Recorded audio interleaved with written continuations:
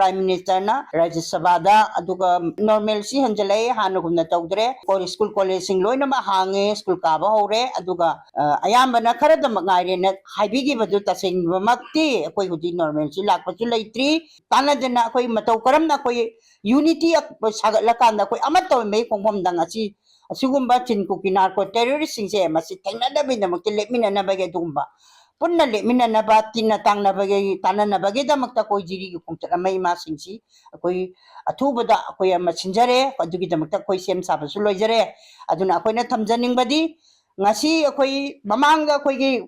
koy kokomi gi thomising coordinator yauna lusing basing na chattana mamangi yam nganna adugumba akoy gi jiri gi silnaw sing du unadana adagi di awana tanadana adagi lairiba akoy jiri da gamena thoksabidraba kogi medical gi karigi akogi laiba hospital kari karagi asoiba kari kam dum press media da paputokraba duni aduna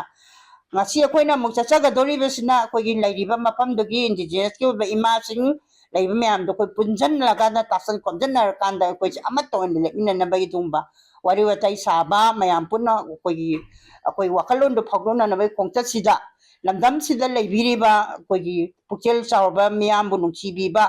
koi kanagumba koi tabak tawbabu wargasu tawdababu wargasu koi di kokomere basi koi di koi karigumba amta koi kano tawdaba laite akoi sen tonggi pibam yamna phabam amata nate aduna koi na saddi bokong tatsi sa kajitang mateng tawbining ba lairagade koi kokomi office da lakpirakanda koi na satkadol ba imama nga na satkadol kong tatsi da ang mamateng pangbiyo haibo wapam simasu tamjaningi tokidre hojik parliament mipam asiloigre loikiba sida akogi adugumba akogi MP wena tagakiba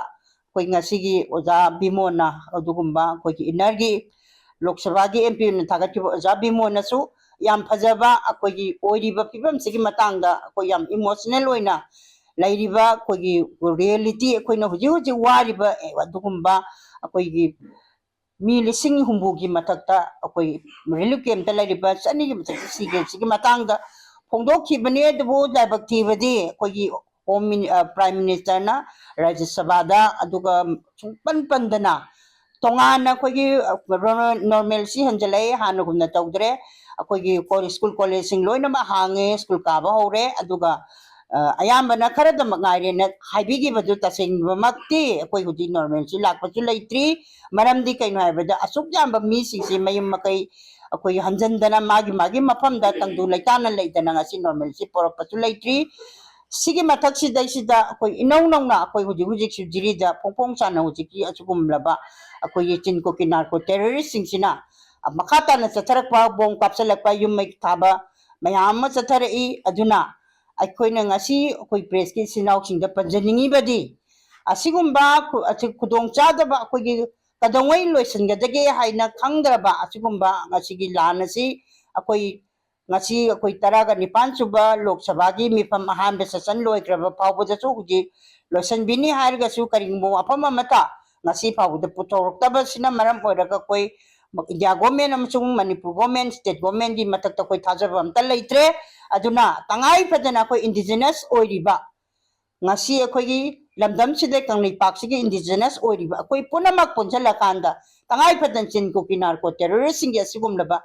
tamtiriba mo koy attack si ngakthok na nabagi adugumba akoy tangay padan sem sadaba yadaba akoy lairiba jiri da huji awaba tariba akoy imay sa sing jiri gi miyam dugu unara